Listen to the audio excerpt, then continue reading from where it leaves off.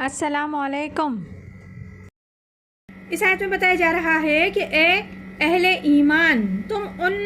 لوگوں کے مانند نہ ہو جاؤ جن لوگوں نے کفر کیا اور انہوں نے اپنے بھائیوں کے بارے میں کہا کہ جب وہ تھے زمین میں سفر پر نکلے ہوئے تھے، یعنی کہ جہاد کی غرض سے گئے تھے